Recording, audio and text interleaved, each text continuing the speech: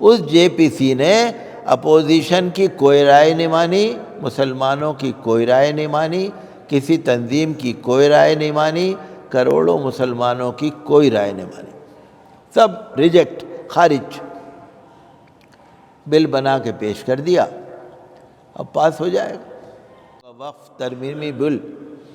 ترمیمی بل جو آ رہا ہے، جس میں 44 ترمیم ہے، سنشودھن، جو وقف ایکٹ چلا آ رہا ہے، پرانا وقف ایکٹ ہے، اب اس کے اندر 44 سنشودھن ہو رہے ہیں، ترمیم 44۔ یہ بھی اتہاس ہے، یہ بھی تاریخ ہے۔ سنشودھن 1 یا 2 ہوتے ہیں، یا 44 سنشودھن ہو رہے ہیں، پورے وقف قانون کو ہی بدل کے رکھ دیا۔ یوں سمجھیے کہ اب وقف بل جو مسودہ تیار ہوا ہے، جے پی سی جوائنٹ پارلیمنٹری کمیٹی بنی تھی، جے پی سی، انہوں نے سب کی رائے لی تھی، جو اپوزیشن کے ممبر ہیں پارلیمنٹ کے انہوں نے بھی رائے دی، جو مسلمان تنظیمیں ہیں انہوں نے بھی رائے دی، مسلم پرسنل لا بورڈ نے بھی اپنی تجویز دی، اور آپ کو یاد ہوگا کہ مسلمانوں نے ای میل کے ذریعے، کروڑوں مسلمانوں نے جے پی سی کو اپنی رائے بھیجی۔ اس جے پی سی نے اپوزیشن کی کوئی رائے نہیں مانی، مسلمانوں کی کوئی رائے نہیں مانی، کسی تنظیم کی کوئی رائے نہیں مانی، کروڑوں مسلمانوں کی کوئی رائے نہیں مانی، سب ریجیکٹ، خارج۔ بل بنا کے پیش کر دیا، اب پاس ہو جائے گا۔ ساری مسلمانوں کی زمین جو وقف ہے، بس اب اللہ اس کی حفاظت کرے گا، باقی اور آپ خود سمجھ سکتے ہیں۔ بہت حالات عجیب و غریب ہیں، آپ نہیں سمجھ سکتے۔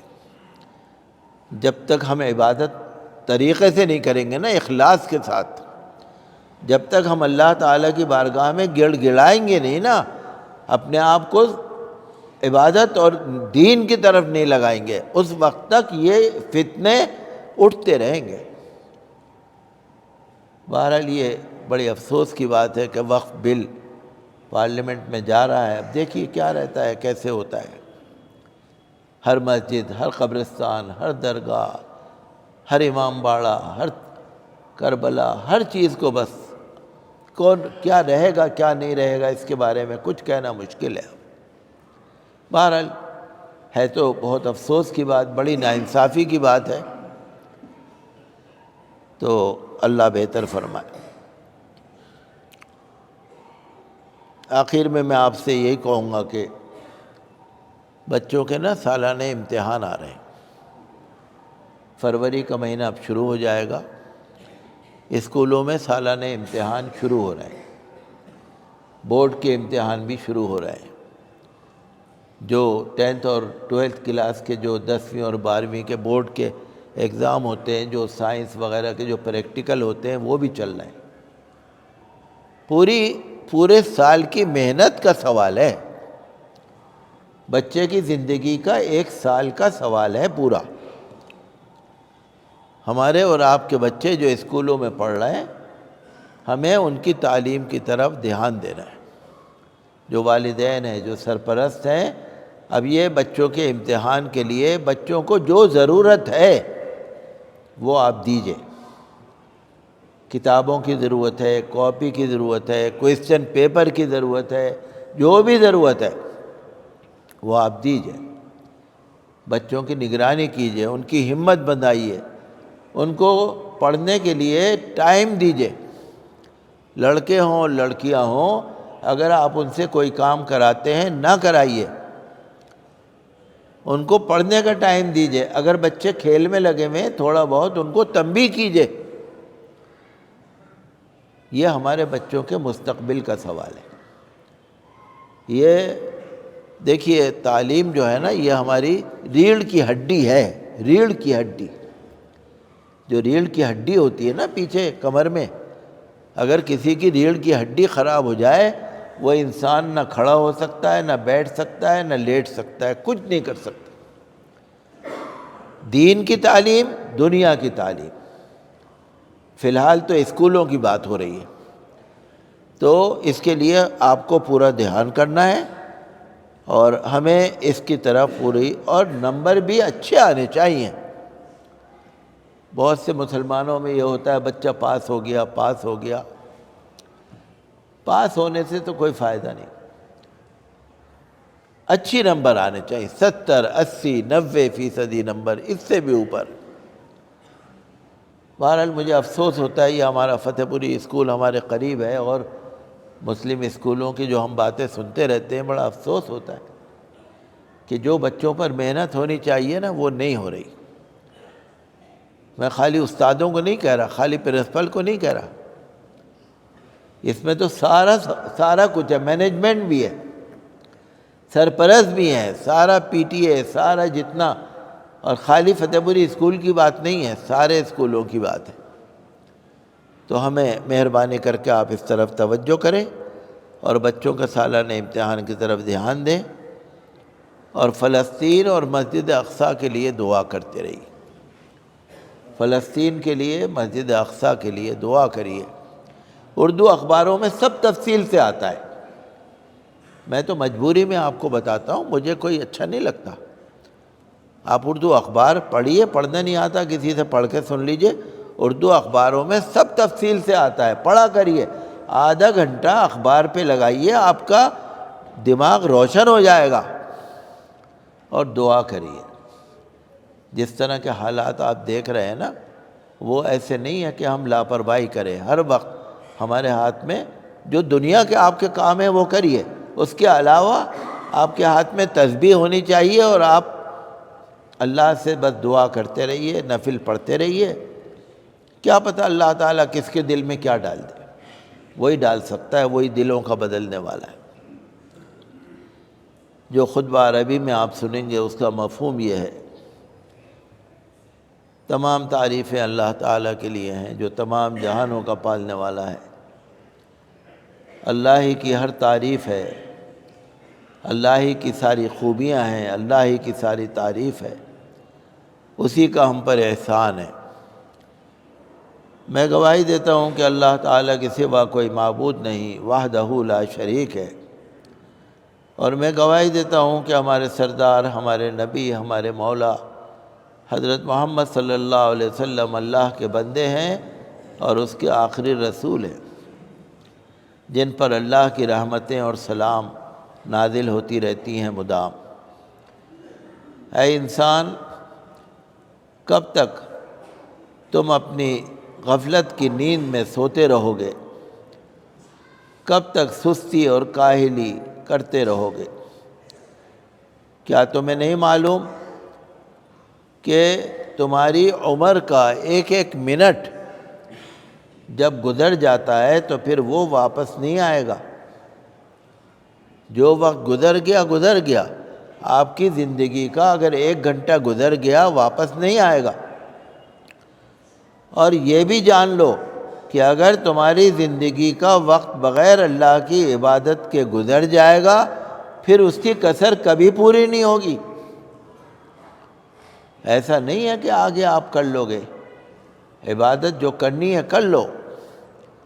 جو جوان لوگ ہیں وہ عبادت کر لیں، جو تندرست ہیں وہ عبادت کر لیں۔ جب انسان بیماریوں میں گھر جاتا ہے نا، ڈاکٹروں میں اور دوائیوں میں گھر جاتا ہے، اس وقت پھر روزہ اور عبادت بہت مشکل پڑ جاتی ہے۔ لہذا جس کو جتنا وقت مل رہا ہے عبادت کر لو، نفلی روزے رکھنے رکھ لو، نفل پڑھ لو، صدقہ خیرات کر لو۔ اگر کوئی 1 منٹ بھی تمہارا اللہ کی عبادت کے بغیر گزر جاتا ہے تو جو تمہیں گھاٹا ہو گیا اس کو پورا کرنے کا موقع نہیں ملے گا۔ اللہ کے بندوں، یہ شعبان کا مہینہ آ گیا، آج شعبان کے مہینے کی 1 تاریخ، یہ تسبیح پڑھنے کا مہینہ آ گیا۔ سبحان اللہ، الحمدللہ، اللہ اکبر، تسبیح پڑھنے کا مہینہ آ گیا، یہ قرآن کریم کو پڑھنے کا مہینہ آ گیا، یہ نفل نمازیں پڑھنے کا مہینہ آ گیا، یہ رسول کریم صلی اللہ علیہ وسلم پر درود و سلام پڑھنے کا مہینہ آ گیا۔ یہ مہینہ مکمل روحانیت کا اور عبادت کا ہے۔ صحابہ کرام رضی اللہ عنہم اجمعین اپنے مال و دولت کا، اپنے پیسے کا شعبان کے مہینے میں حساب لگا لگا کے غریبوں کو زکوٰۃ دے دیا کرتے تھے۔ شعبان کے مہینے میں غریبوں کو دے دو تاکہ وہ رمضان المبارک کی تیاری کر لیں۔ جو ہمارے کاریگر ہیں، جو ہمارے نوکر ہیں، خادم ہیں، گھروں میں کام کرنے والے ہیں، ان کی مزدوری میں نہیں، ان سے الگ آپ ان کو بھی زکوٰۃ دے سکتے ہیں، خیرات دے سکتے ہیں، جو ہر وقت آپ کے ساتھ لگے ہوئے ہیں۔ اگر وہ غریب ہیں ان کو بھی دے دو۔ شعبان کے مہینے میں صحابہ کرام رضی اللہ عنہم اجمعین اپنے حساب لگا لگا کے زکوٰۃ دینے کے لیے غریبوں کو دے دیا کرتے تھے شعبان کے مہینے میں۔ حضرت ابو ہریرہ رضی اللہ عنہ فرماتے ہیں کہ میں نے رسول اللہ صلی اللہ علیہ وسلم سے سنا تھا، آپ اپنی تقریر میں فرما رہے تھے کہ اپنے بدن کو پاک کر لو شعبان میں روزے رکھ رکھ کر، تاکہ رمضان المبارک کے روزے تم رکھ سکو۔ اور حضور صلی اللہ علیہ وسلم نے یہ بھی فرمایا کہ اگر کوئی بندہ شعبان کے مہینے میں 3 دن کے بھی روزے رکھ لیتا ہے نا، اللہ تبارک و تعالیٰ اپنے فضل و کرم سے اس کے ساری عمر کے یا جتنے بھی اللہ اس کے گناہ بہت معاف فرما دیتا ہے۔ حضرت اسامہ بن زید رضی اللہ عنہ فرماتے ہیں کہ میں نے عرض کیا یا رسول اللہ، میں دیکھتا ہوں کہ آپ شعبان کے مہینے میں سب سے زیادہ روزے رکھتے ہیں۔ تو حضور نے فرمایا یہ بہت مبارک مہینہ ہے، شعبان کا مہینہ بہت مبارک مہینہ ہے، اس میں اللہ کے پاس اعمال پیش کیے جاتے ہیں، تو میں یہ چاہتا ہوں کہ جب میرا عمل پیش کیا جائے تو میں روزے سے ہوں۔ یہ رسول کریم صلی اللہ علیہ وسلم کا عمل ہے۔ حضور صلی اللہ علیہ وسلم نے فرمایا اگر کوئی شخص شعبان کے مہینے میں 3 دن کے روزے رکھ لیتا ہے، اللہ تعالیٰ قیامت کے دن اس کو جنت کی اونٹنی پر سوار کر کے اٹھائے گا۔ اس کو عزت ملے گی، اعزاز ملے گا، اکرام ملے گا کہ روز محشر میں جنت کی اونٹنی پر سواری کا موقع ملے گا۔ اے میرے پروردگار جو بڑا ہمارا مہربان ہے، بہت احسان والا ہے، رب العالمین ہماری گردنوں کو اور ہمارے والدین کو اور ہم سب کو دوزخ کی عذاب سے بچا لے، دوزخ کی آگ سے بچا لے۔